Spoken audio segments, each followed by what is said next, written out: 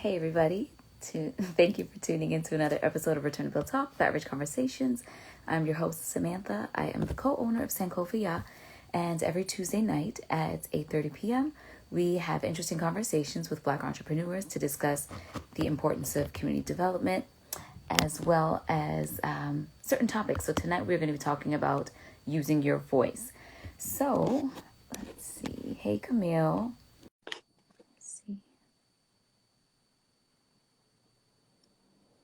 All right, we're just going to wait a second.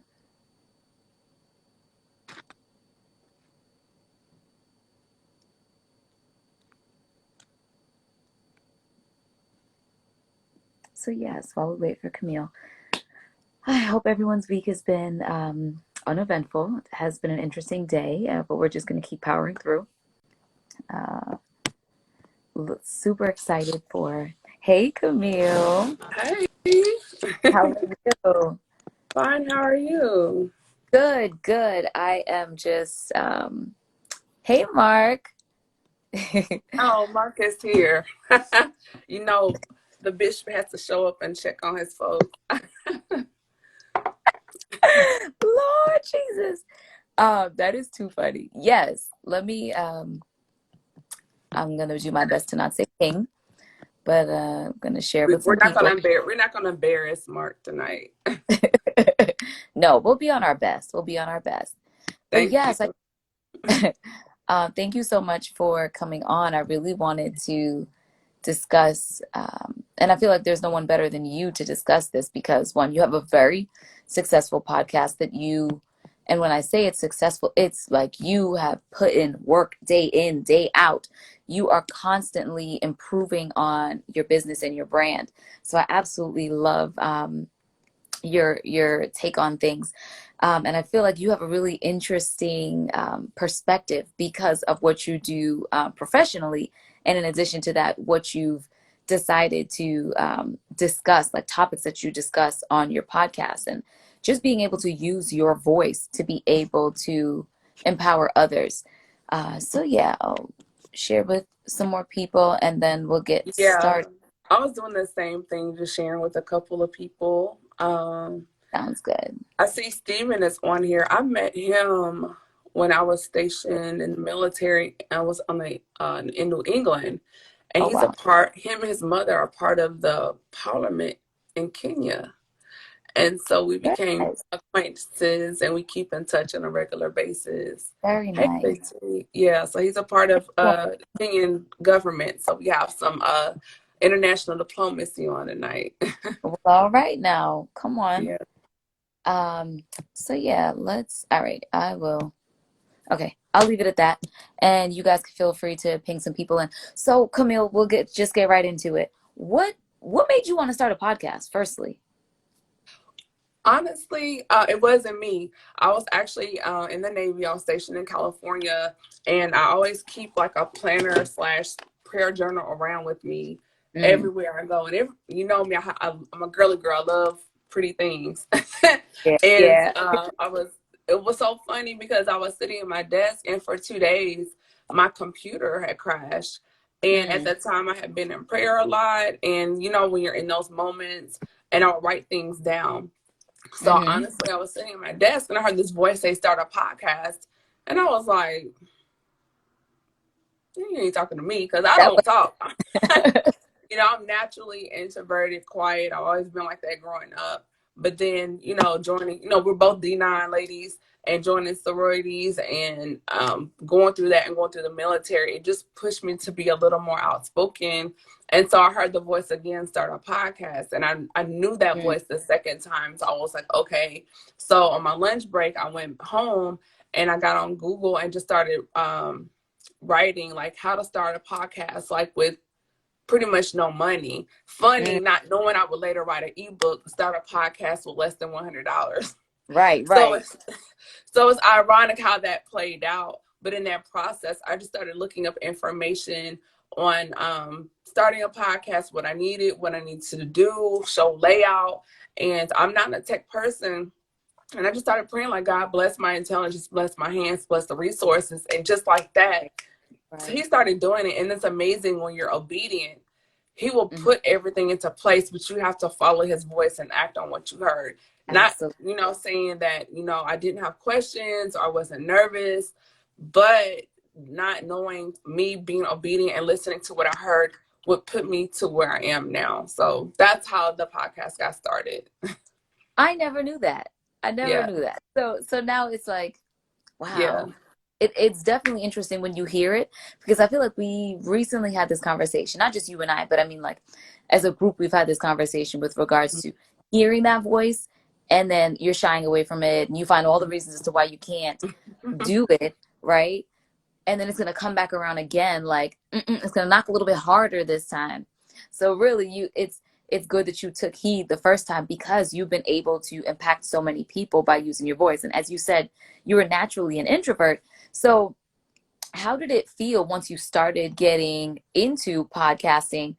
How did you start finding people that you were going to converse with, and how did people just start coming on? So, okay, so this is not a shameless plug, but the podcast since then has been picked up by different media outlets. But the first episode, I was talking, and you can hear the nervousness in my voice. And then I tried it again, and I was like, I don't want to hear myself talk. I don't have that much to say. So I was like, I'm going to ask my friends. They have brands. I'm going to bring them on and let them have the opportunity to tell their stories. And then I felt more comfortable doing that, because it's easy when you're talking to your friends. And so Right. that's how that door opened. I just started bringing on my friends that have businesses, entrepreneurs, or some type of ministry, just to take the attention off of myself and put the spotlight on you. Because if you're a naturally talkative person, I can get the microphone and ask a question and just let you run with it. I'm just like, oh yeah, okay, and give those filler questions and let you handle it. People are, oh girl, you're so good. I'm like, child, thank you. But it's all you. So it's just being strategic and being honest. That's what that is. So yeah. But so now, as you did that, so okay, so for people who are now jumping on, we're speaking with Camille Essick, host of the Speaker Podcast, owner of Chemistry Room Spray, and Room fragrances. Room fragrances. Fragrances. Excuse me, not room spray, fragrances. It's okay. So yes. So when you originally started your podcast, it was just more so having on friends and other entrepreneurs and things of that nature. But from what I know of you, I feel like your content is it's heavy. Like you have to be prepared. You got to come with your armor when you're going to sit down and listen to these interviews. So how did it go from entrepreneurs to talking about depression and, childhood abuse and all of these intense conversations that we really need to have in our community that sometimes we shy away from? I think within the Black community, it's such a taboo. I'm a PK, a preacher's kid, and growing up in church, that generation of what goes on in this house stays in this house. It stays within the confines of our home. You take it to the Lord in prayer, you shout over it, you pray fast, and you're good. But even things I experienced in my personal life or my friends growing up in church dealt with some very detrimental things, some very harsh things. And it's like, you're smiling, but inside you're broken. You're not healed. And I think I was listening to, I believe it was Charlemagne on the Breakfast Club, and he was like, as far as Black people, this is the first generation of Black people that have been allowed to heal and to explore healing and what that looks like. And now we have a generation of unchurched Black people coming up that really didn't grow up with the mothers like we did, and they don't know about the wearing white on first Sundays and things like that. And so, and they're seeing, I hate to say the hypocrisy of the church is like, how can you tell me just to come to God, but why do I still feel this hurt? What is this about? And then with my own personal journey, being in the military and experiencing things, and even though I still have my faith and I believe what I believe, but I was like, God, something is not clicking for me, and I don't like where Camille is at right now. So it really started with me exploring and pursuing my own healing, and still within the faith of spirituality, but then introducing therapy, because again, in the church, therapy is a taboo subject, And it's always like, well, you got to go to your pastor. Well, first of all, most of the pastors are not trained mental health specialists. They don't know how to deal with certain things. Yes, you may be versed in the word, but are you really versed in the mind? And that's two totally different things, because you have the mind, but you have the soul. And so with that, it's like, okay, well, what does Camille need?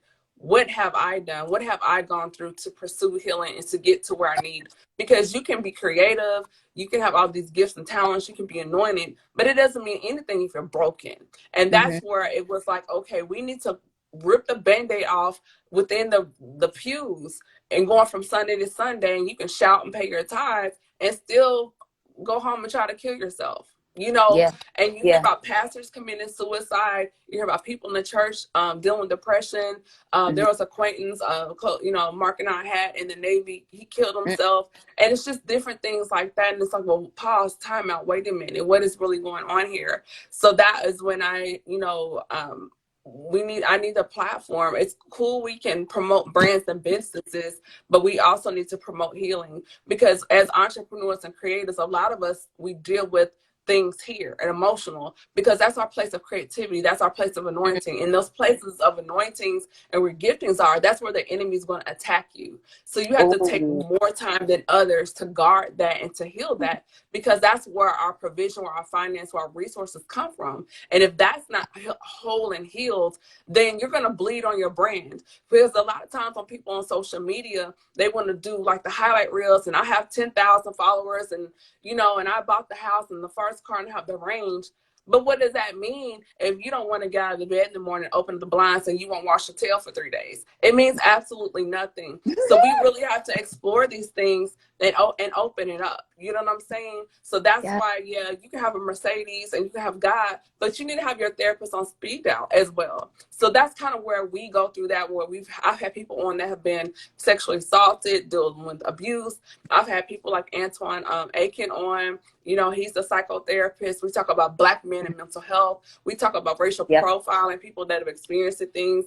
And the fact that even though in your branding, I want people to see, like, yes, the destination is on Instagram, but what about the journey? And that's what my platform is. We share the journey. We drop the nuggets. We drop the jewels. We show people, hey, this is what I've been through. This is how I got through it. Maybe I'm not all the way, maybe I'm still in it, but let you know, hey, I'm not alone. So that's just kind of a little space of what I'm here to do.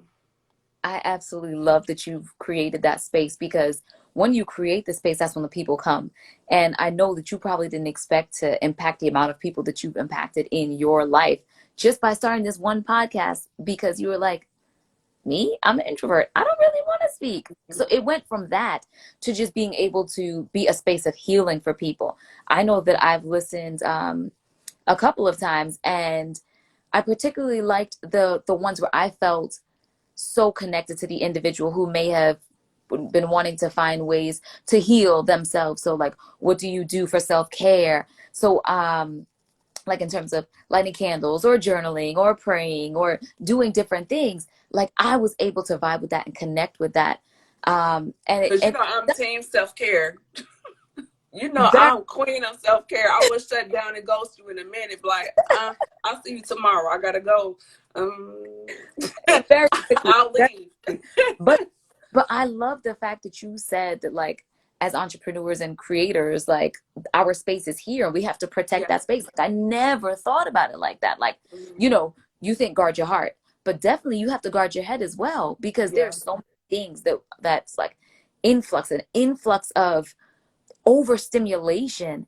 And next thing you know, you can't find your head from your butt, because you're like, it's too much. It just becomes too much. It becomes so overwhelming that we're thinking about, like you said, the ratings, the vanity metrics, figuring out where you're going to go next in your business, thinking about, are you moving fast enough? Or, I also love the fact that you mentioned that we are the first generation that is allowed to heal. So now thinking about that, you're going on this journey by yourself, right? Because you're healing. But now what about your parents who still have internal issues that they haven't resolved or don't think that they need to resolve them? How do you help them while still trying to push yourself forward? So it is really a sensitive place where we are. in our generation, because we're really, and I feel like that was just like maybe 10 years ago, when everyone was like, well, you're in between that space where you're in college, and like the generation before us was more so interested in marriage and, settling down and all those other things. And then the ones after us were like instant gratification. And so we are always juggling between employment, or, success and livelihood and things like that. So we're in that space again, but it's in a mental health space. So it's so interesting that you brought that up. And I love the fact that you bring on, like when you spoke with Antoine and you talked about Black mental health, because that I feel like people have been saying that that's a taboo for like 15, 20 years now. And it's but still, particularly for Black men. And that's yes. the conversation we had. Because Black men within this country, there's a trope of toxic Black male masculinity, as far as labels, and how a Black man is told how he should show up versus how he should be allowed to show up. And that's a difference too. And then for him also then coupling orientation on top of that, and that's another conversation. So you have all of these different layers, whether if you're on this side or that side, and there are things there that Black men are told not to be, because from the moment they walk out of the door, you have a target on your back just because you're a Black male, whether it's dealing with the police or even, with my sorority sister, Lord rest her soul, Sandra Bland. We saw what happened with her, or we look at George Floyd and the thing, Ahmaud Arbery, and we can just go down the list. And so then when you have that, and they're hate to say it, being attacked and emasculated in the workplace, in retail, just to shop, and then to come home and then deal with being, and I hate to say it, sometimes by their partner or spouse or whomever, emasculated at home, that's a whole nother level of stress. And so we have those conversations to unpeel and unpack that as well, to open up a dialogue, because I want my platform to be a safe landing path for Black men and women, not only in entrepreneurship, but within ourselves, as far as our mental health and our journeys to healing and wholeness. Absolutely, absolutely. So where do you think, where's the future for the Speaker Podcast? Like, I know that in addition to doing the Speaker Podcast, you had a conference. I attended, or I viewed the conference last year. Oh, Heart and Soul. Yes, Heart and Soul. Oh Yeah. my gosh, y'all, that was such an amazing conference. And I'm not saying that because I know you. I'm saying that because the people that you brought on, including Mark, who was on there, like, have you ever been filled? You know what I mean? Like, I felt full when I was done listening to all of the stories and the conversations, and hearing the different point of views, and realizing as Black people, we can all have different opinions, and there's nothing wrong with that. Sometimes we always feel like we need to, just because we want to stick together, it means that we need to have the same point of view. And we're not always going to have the same point of view. A lot of the times we're not going to agree on, there are so many layers to us as Black people. But Black people, we're not homogenous. We're not homogenous. When you look at Black people now too, the outside world, we're viewed as a blanket, but within us, we know that we're not. We're not monolithic. We're very diverse. There were so many layers, hues, colors, contexts, cultures, and subcultures. And I think now through social media, they're starting to get a peek of that, and to see like, oh, you're not all not the same. But each of us that are part of these communities, we have to be vocal and realize that we're representative of even parts of our cultures and subcultures, and to show up in excellence and to represent those components with excellence, and to not to be a stereotype or a caricature. And I think goes back to healing. If we were able to heal ourselves and really address ourselves and love ourselves, then we would be so much more overstanding to the next individual, to the next person in our community. But sometimes we're so jaded or guarded for all of these different reasons, including things that have happened in our past, areas of rejection, like you said. It's just, it runs the whole gamut. I wanted to get into some of these comments. First of all, Rakandia said, I mean, you were snatching all the edges. All right, Rakandia, thank you. And he said, told versus allowed.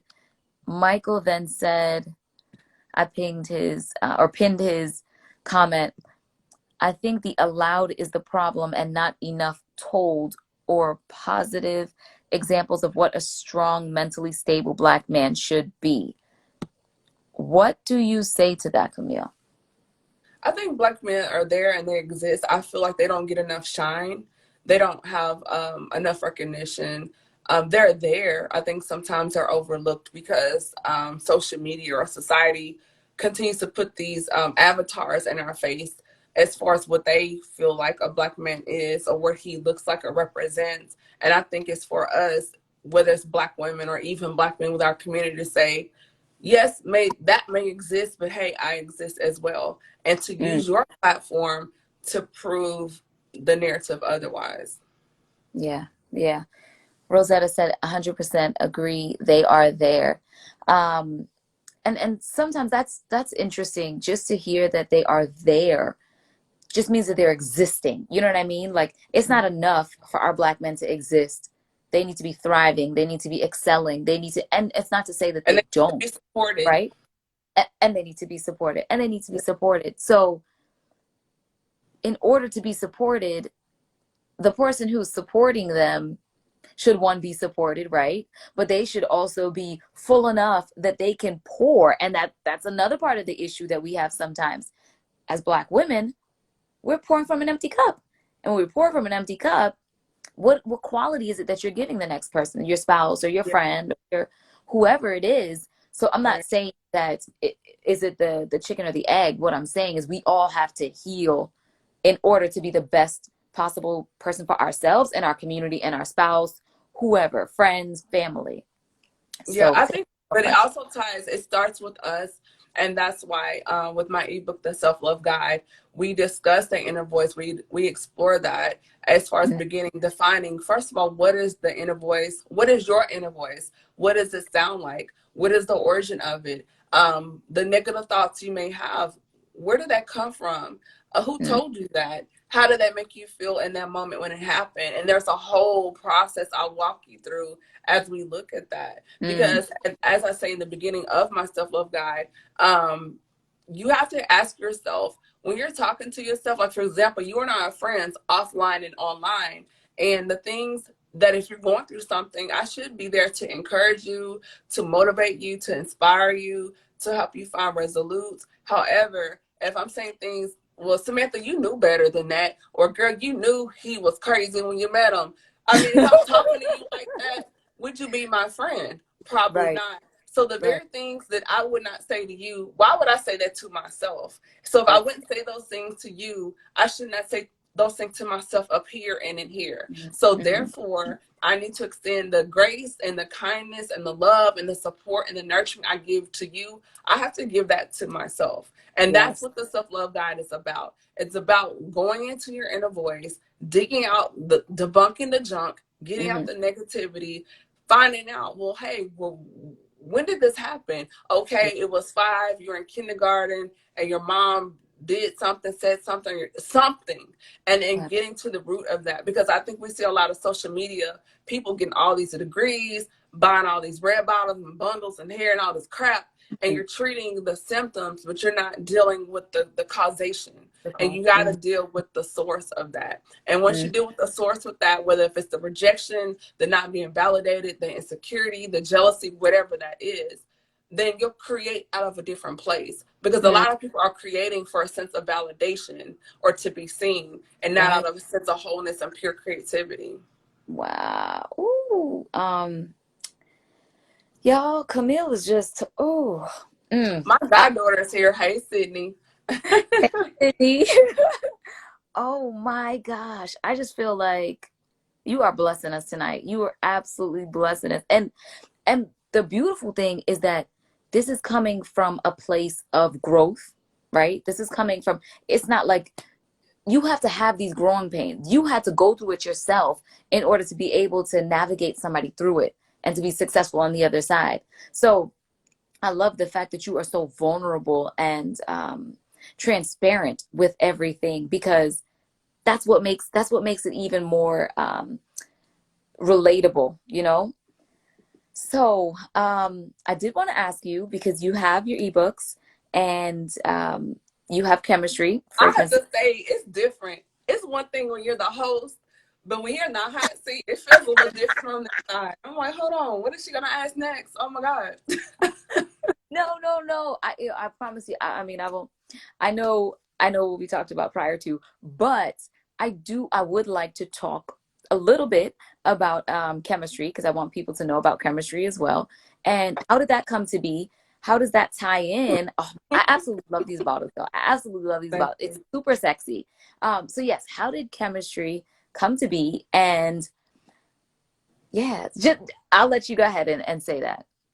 Okay, so chemistry, those that know me, I'm very feminine. I like pretty things. I like things that smell good. I like textures, things that are soft, comfort. If you ever come, here to Charlotte and visit, you'll be like, "Ooh, it just feels like a hug when you walk in." I just want it to be a whole vibe. It's a retreat here. But when and I also love interior design, which and Yes. it's like a room can be pretty, but when it smells nice, it just elevates the whole experience when you walk into a room. I don't know if you've been in the mall and you walk past Abercrombie and Finch and you smell their cologne Mhm. coming out of the store and you're walking, you're like, ooh. Or when you go in Bath and Body Works, you say, ah, we're auto sensory by nature, right? So I'm like, I want to put clarity in a bottle, because when you're feeling calm and relaxed and you feel engaged and Mhm. revitalized, it puts you in a different mood. Like you can sleep Yeah. better, Yep. or you can write better. Mhm. It's just whatever you do, you can do it better. So Yeah. the tagline is to create clarity, to unplug, inhale, and exhale, and to elevate your space. And that's what chemistry is about. So it's pretty much just the auto sensory of creativity and peace and relaxation. And I've packaged it and branded it. And the chemistry is just because of the composition, because I mix everything myself. The Mm. labels, mimic the pediatric table. I used to be a nursing major before I switched to business, so that's my nerd coming out. And so yeah, that's chemistry, which is available on my website at CamilleEssick.com. We're also on Instagram at Chemistry Room Fragrances, and we're now also on Etsy. So I have 3 places where you can shop with me. Absolutely. I absolutely love it. And guys, if you think about it, yes, you're going to make the room smell amazing, right? But as Camille said, you're going to be creating from a place of clarity, and aromatherapy is a real thing. And if we're Yeah, talking about healing and you have your journal going, right? Yourself, your guide, and you self also love, guys. Yeah. your self-love guide, and then you have your aromatherapy. Like what fragrances do you have? Because the one that I have is lemon drop, right? Yes. Yeah. So we But have 10. We have 10 scents available. There's lemon. We have lemon drop, butter rum, butter kiss, lavender vanilla, lavender mint, soft cashmere, island rum, peach lemonade, soft cashmere, and fresh linen.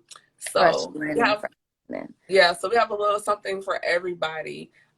This one is soft cashmere. I like it. It's really soft and pretty.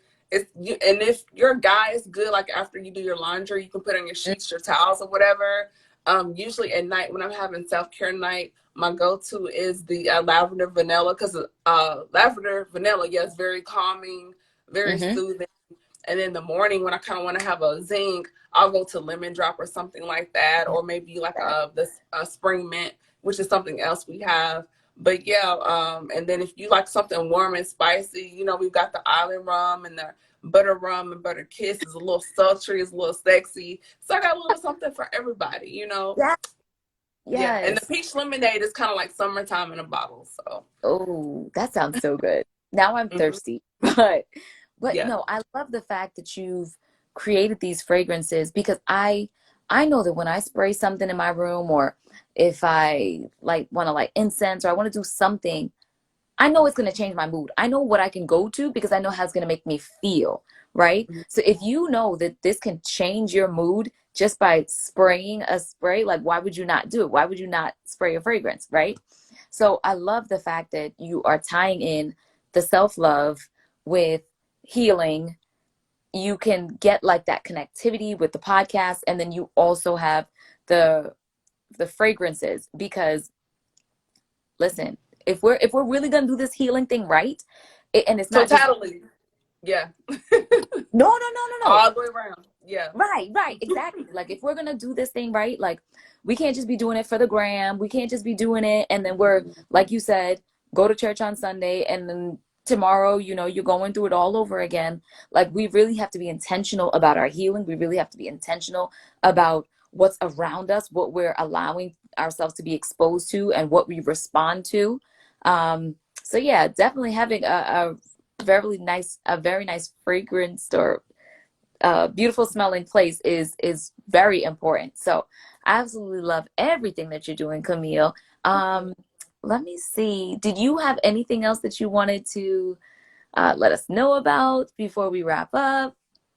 I would just say, just protect your space. I know for myself, going through the healing process, one of the things that I've done and continue to do periodically, I evaluate my circle and the people around me. And I was listening to Kiara Sheard on the Breakfast Club, and she made the comment that people in your life, were like, she used the metaphor like water, and in that you're either a drain or a fountain. And Mm, so you have to realize, are these people draining you? Are they emptying you out? Or a fountain, are they refreshing you? Are they pouring into you? And vice versa, because you don't want to be in a situation where it's one-sided. You want to be in a space where it's equitable and reciprocal. And if you're always pouring out, or if you're always the one taking, that's not equitable. That's not fair to the other person. It's not fair to yeah. you. And so you have to realize, as you're moving, in the space, are you moving this way? Are you guys doing this? And so Mm, you have to really mm, realize, are we going in the same direction? Because the word of God said, how can two walk together unless they agree? So if mm, you're not, even in, we look at it as far as relationships, but even in our friendships, are you equally yoked in your friendships? Meaning, do your values and standards align? The things you believe in, do they align? Or if you have a standard here and theirs is here, it's like a seesaw, it's off tilt. So mm, sometimes you need to sit down and evaluate the people around you and say, hey, are they bringing value? Am I bringing value? And if not, then you need to reevaluate that, because some people that you're calling your friend, they're not really your friend. They're just an acquaintance. And you have to mm. ask yourself, do I really have friends, or do I just know a lot of people? Oh, she came to your house tonight. She came to your house. Or do I just know a lot of people? And there is nothing wrong with that, right? There's nothing wrong with that. Sometimes I feel like we as a people easily take on the idea of a friend, right? But then we don't want to put in the work. We don't want to be there when they need someone to, you know, for a shoulder to cry on, or an ear, or if you just want to bounce off ideas. Instead, like you mentioned before, like somebody's poking holes in your boat instead of helping you Yeah, I grow. say that all the time. Like, we're in this boat together, friendship, relationship, kinship. And if we're going in on this water, this lake, and we're heading a direction, and you're thinking this person is rowing with you, and you look behind, this joker's poking holes in the boat, and the boat is going down. They need to get off the boat. They need to And go. it's okay. And it's Yeah, okay. There's absolutely nothing wrong with letting somebody off the boat in order for your boat to sail a little bit faster. That's one thing. First of all, that's if it doesn't have any holes. But yes, there's nothing wrong with that. Two, you have to evaluate. Not everybody is going to go on that next journey or that next phase of your life with you. Some people are just but for a season. They feel the need, or they've taught you something that you needed to learn in that time, and then it's time to move on.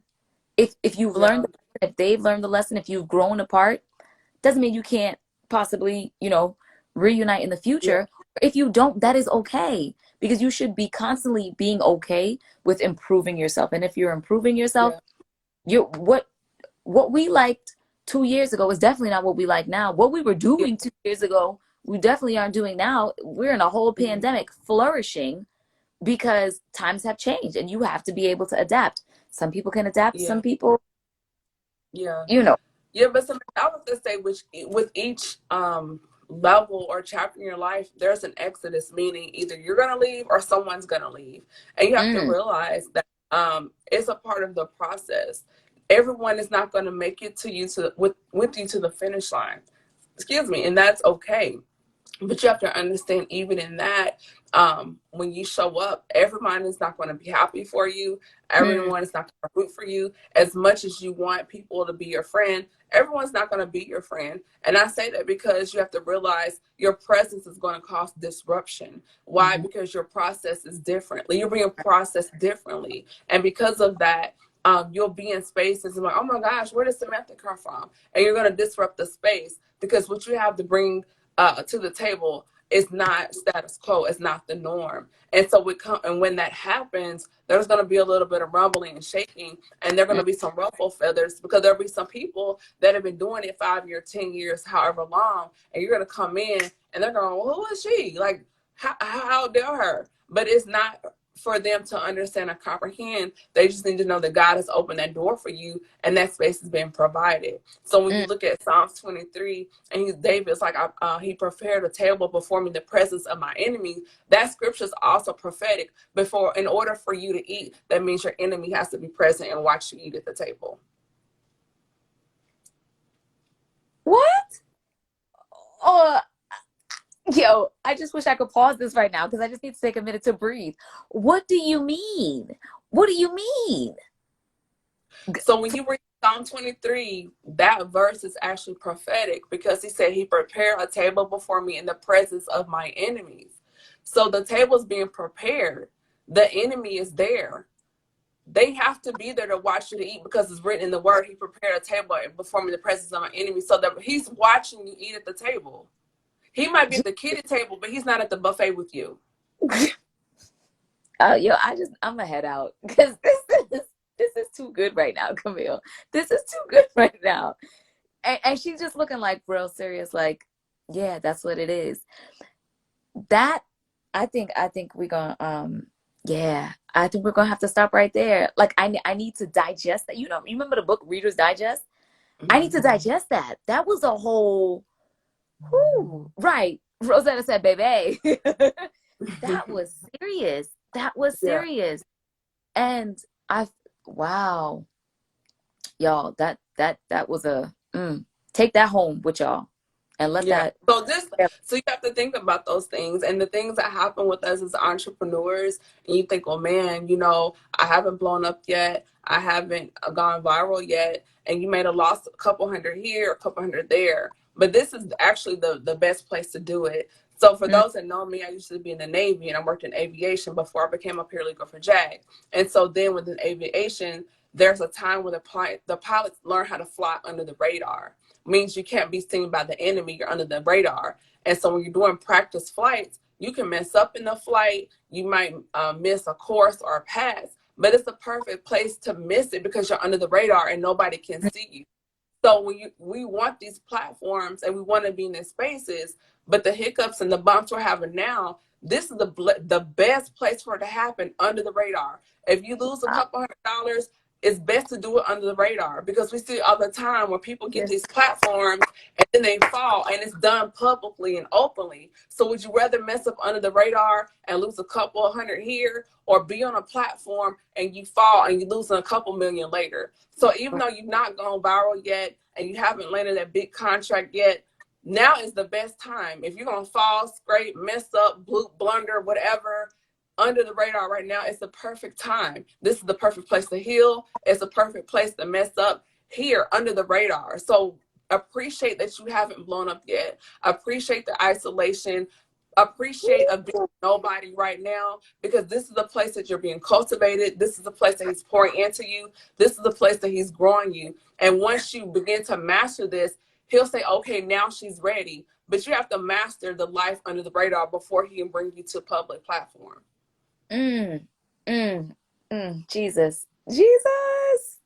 Listen, Camille, can you please just drop your handle, drop the fragrance, drop Casa Decor, y'all, put down her Cash App, because this was crazy. Like, I just don't even know anymore. This was a whole word. Let me see. Rosetta said, Sam, we was just talking about this when I messed up on my last drop. Yes, Yes, yes, absolutely. And it's okay. Rosetta and I had that conversation because she was upset about something that happened with her drop, which was heavily successful regardless. And Mm-hmm. I'm like, but this is when you want to make these mistakes. Like you got to make them now. You're just gonna grow from them. Like this is the time to make those mistakes because you can only get better when you make mistakes. That's why famous, not even famous people, successful people, because we don't really, not to say we don't care about famous people, but the successful people are the people who are leaving legacies, right? Those people are the people who stumble and stumble and stumble time and time again. You need to have those hiccups in order to make something as smooth as possible. You got to find out where the potholes are. But if you're not going to move Yeah. your feet, you'll never find out where the potholes are. To Yeah. We then, see that you know, all the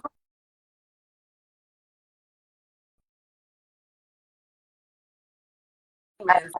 Before, people have heart attacks, from down with overdoses and dealing with addiction mhm, and all this stuff. Is because that was already there. The money just gave them the access to have more of it, but they never healed and deal with their brokenness before they got to the platform. Because you know why? They didn't master life under the radar. And so mm, that's when you see the celebrities falling and we hear these tragic stories because they yeah, did not heal and deal with those things before the notoriety and the money and the fame and the glitz that happens. absolutely. I feel like we've spoken about this before, and I've definitely been hearing this like constantly through the Bible, just that like, if you are if you're happy with little, right, then he'll give you more. But sometimes he just wants you to be in this space where you are just to see what you'll do with it. Because if you Yeah, if the word of God you says, wherever I found myself to be content, paraphrasing, whether I be a base, I think it was Paul, whether I be a base, where I be bound, whatever he was in, he learned to be content in that mm, space. And a lot of times we complain, oh man, I didn't get a sale today and I did it, and it's like you have to look around and be grateful and look for what you are. Because a lot of people, the graveyard is full of millionaires because why? They never wrote those books. It's full of libraries of all the people, the brands that never started. So the fact yeah, that you're even starting, be grateful. And even for myself with podcasting, I could have complained, oh my gosh, I don't know how to podcast. I don't know how to design. But you know what I did? I said, God, bless my intelligence, anoint my mind, bless my mind with the intelligence, and guide my hands on how to podcast, how to edit, how to create. And in doing that, doors opening. And now being in spaces, connecting with people I never thought I would have been able to connect with. For hmm, someone that, grew up very introverted, shy, did not want to talk. I was the girl, boys didn't want to talk to me. I had the big Coke bottle glasses and ponytails. They weren't checking for me. But in that, you have to learn that rejection is a protection. And in those times, I didn't realize under the radar. And even now, I'm still under the radar. He's still refining me. He's still cultivating me, but hmm, he's building me and showing me. And with you and everyone else watching and listening, you have a voice. Your yeah, voice matters. You have something to say. We all have a story, and we yeah, need to share it. Even for myself, to be yeah, confident and to say, you know what, I'm here for a purpose and a reason, and to know that you're the Joseph or the Lydia of your family, and that yeah, the people that doubted you then will depend on you later. And you have to continue to remind yourself of these things, and just know that the people that walked out of your life, the people that broke your heart, the people that walked away, it's all for your good. Because at the end oh, of the day, all these things create stories and narratives that will turn into monetizations later. And no, it's not about the money, but it's about the promise God put on your life. It's about the provision that you will be for your family and for the generations. And you have to mm, remind yourself of that. And say, one day I was a week ago, I was in my kitchen just thinking about some stuff, and I was crying like, God, I've been going through this stuff and da da da da. And he said, you have to, because you're the Joseph of your family. mm-hmm, mm-hmm, mm-hmm. It's part of the name. When you look at Joseph's story, he would not have been Joe if he had not went through what he went through. So it was necessary. I have to take you this way because of what I'm going to birth through you. You have to go that route. It's inevitable. Camille, I am floored. I am floored by the wealth of knowledge that you have, your wisdom, and oh my God, you're just such a genuine soul, and I absolutely love you. I love you too, girl. Rakandia said, Camille, when Jesus leaves your house, can you tell him to swing by my here, by by me here, What's that commercial? by I'm sorry, here? my brother. You got to get your own.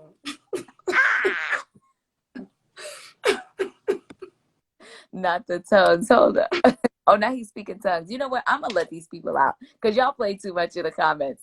Um, but yes, Camille, this was such a good chat. I want to say thank you for opening up your space, and I really like it. It's cool. Like I like this. This is a lot of fun. So thank you for sharing your space with me. I really appreciate it. I'm humble and honored that you even asked me. So thank you.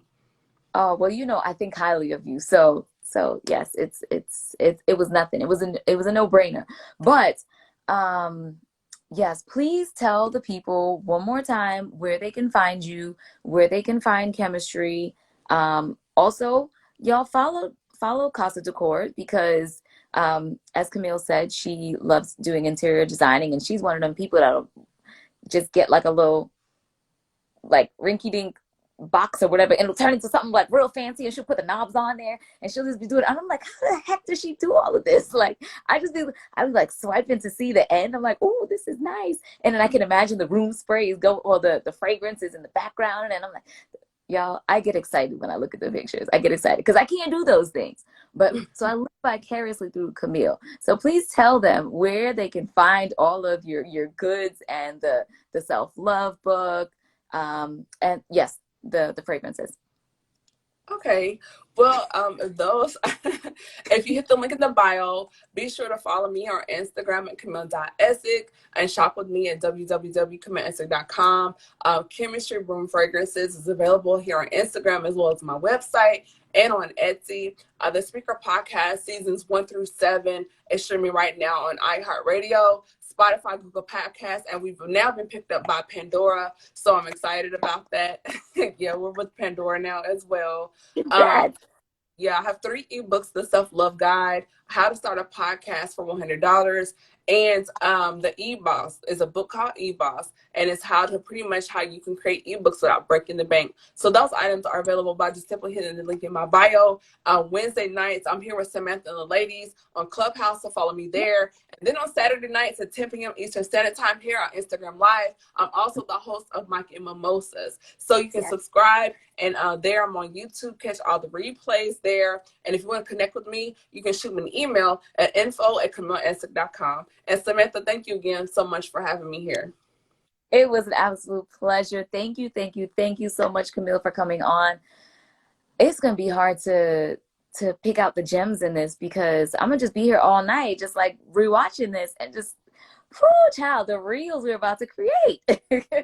I'm so excited and I'm so thankful that I know you and that I get to learn from you and to grow with you. I'm so excited where the future, like what the future holds for you, because it's nothing short of amazing. Thank you to everyone who came on tonight. 6 a.m. Accountability Call, TMCDA, the Mark Coley Business Academy. I absolutely love you guys. Thank you for showing up and out in these comments. It was cool. You know, like when you go out of town to preach and your church show up, you be like, hey. It's the PK for me. I told you I'm a PK, so I'm sorry. So yes, thank you everyone. I love y'all. I appreciate y'all.